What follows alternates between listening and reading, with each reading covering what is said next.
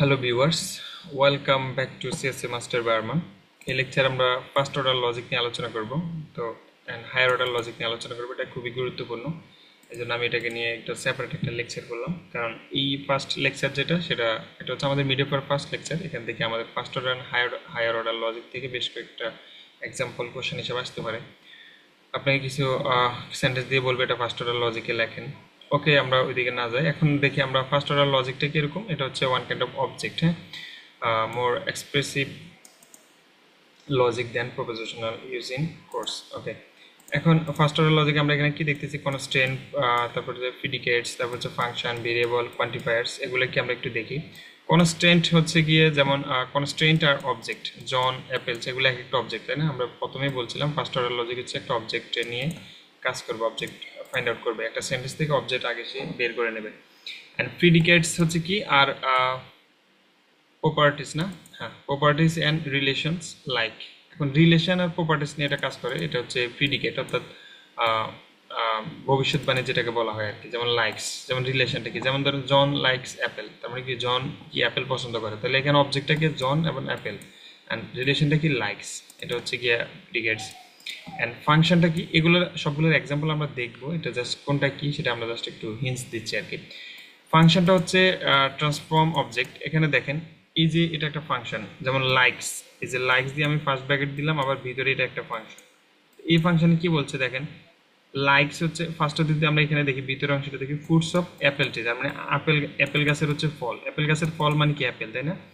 And জন কমা দিয়ে হচ্ছে কি লাইক, কে করে লাইক, লাইক করে কি জন, তার মানে জন লাইক করে কি ফ্রুটস অফ অ্যাপেল ট্রি, তার মানে অ্যাপেল গাছের ট্রি হচ্ছে জন লাইক করে, এটা কি ফাংশন আকারে দেখেছে, তাই না?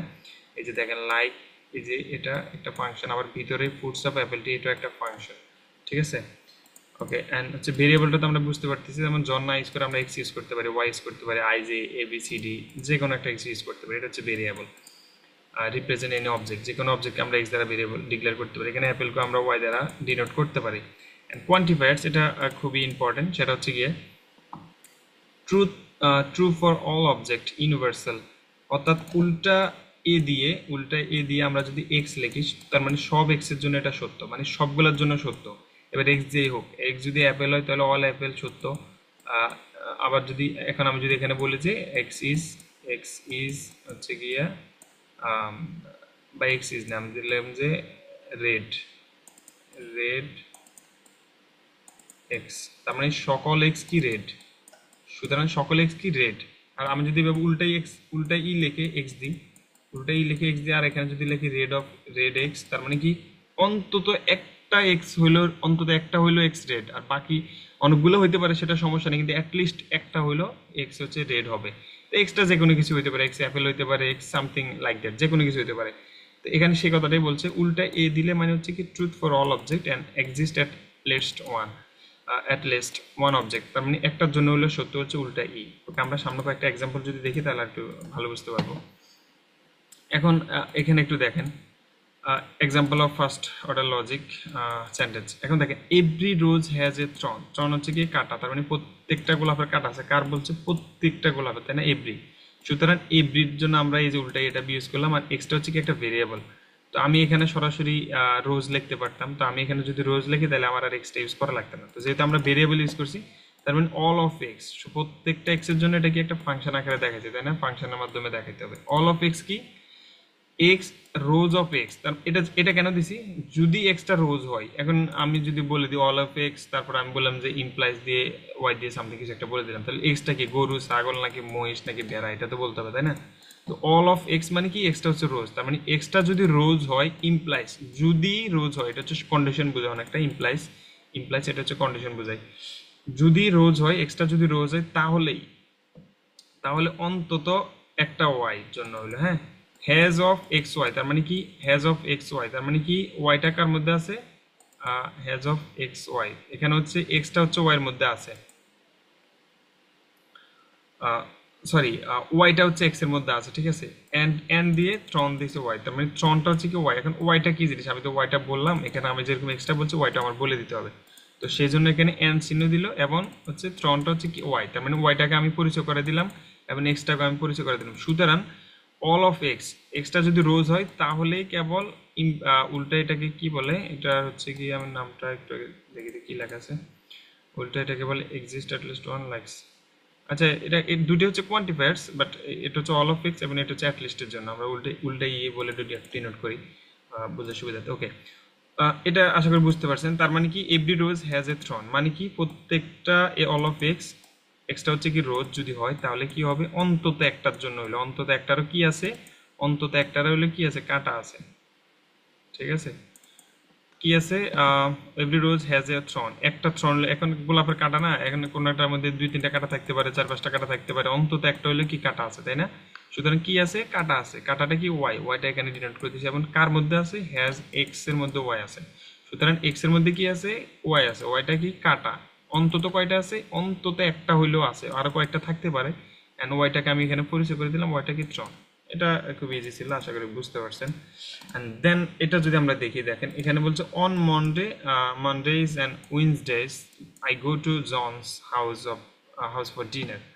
এখন এখানে দেখেন অন মানডেজ এন্ড হচ্ছে উইনসডেজ, তার মানে কি সোমবার অথবা কি বুধবার, যে কোনো দিন, তাহলে অল অফ এক্স। এখন এক্সটা কি হইতে পারে, মানে অল অফ এক্স বলতে এখানে প্রতিদিন বুঝাচ্ছেন, আপনি এখানে বুঝেন না যে প্রতিদিন, তাহলে কি প্রতিদিন না, অল অফ এক্স বলছে, এখনো আমি কিছু বলি নাই, কিন্তু এক্সটাকে আমি সেটা এখনো বলি নাই। এখন দেখেন ইজ মন এক্স, তার মানে এক্সটা যদি সোমবার হয়, অথবা ইজ ইজ উইড এক্স যদি এক্সটা বুধবার হয়, অথবা সোমবার অথবা যদি বুধবার হয়, যদি এক্সটা সোমবার অথবা বুধবার হয় তাহলেই কেবল, শুধুমাত্র তাহলে, এক্সট্রা যদি গরু ছাগল হয় এক্স ওয়াই, হ্যাঁ, তাহলে কিন্তু কিছু হবে না, শুধুমাত্র ইজ মন এটা দেওয়ার মানে ইমপ্লাইস এর মানে কি, এটা হইতে হবে, মানে এটা হইলে ওইটা হবে, হ্যাঁ। তাহলে কি ইজ মন যদি সোমবার অথবা বুধবার হয় তাহলেই কেবল কি হবে, ইট মেল। ইট মেল মানে কি, খাওয়া মানে খাওয়া দাওয়া করবে, কে করবে, মি, কোথায় করব, হাউস অফ জন, জনের বাসায়। এখন জনের বাসায় তো আমি খাবো, মানে এই কন্ডিশনে যদি আমি দেখি, আমি খাবো, কি খাবো, ইট মিল খাবো, কে খাবে, আমি খাবো, কোথায় খাবো, জনের বাসায়। এখন জনের বাসায় যে আমি খাবো, কখন খাবো, মানে সময়টা কখন, সেটা হচ্ছে এক্স, আর এই এক্সটা হচ্ছে হয় সোমবার না হয় মঙ্গলবার, তার মানে কি প্রতি সোমবার অথবা মঙ্গলবার যে কোনো একদিন আমি হচ্ছে গিয়া জনের বাসায় খাবো। এটা হচ্ছে গিয়া ফার্স্ট অর্ডার লজিকের মাধ্যমে আমরা এইভাবে বলতে পারি, আরো কয়েকভাবে বলা যায়। তো এখানে এক্সাম্পল যেভাবে আছে আমি সেভাবে বললাম, note that change from Android to or translation from, okay. এটা হচ্ছে ফার্স্ট অর্ডার লজিকের দুইটা এক্সাম্পল দেখলাম আমরা। এখন যদি আমরা হায়ার অর্ডার লজিকটা একটু দেখি, হায়ার অর্ডার লজিক কি বলছে, মোর এক্সপ্রেসিভ দেন ফার্স্ট অর্ডার, মানে এটা কি ফার্স্ট অর্ডার থেকে একটু অ্যাডভান্স, ঠিক আছে।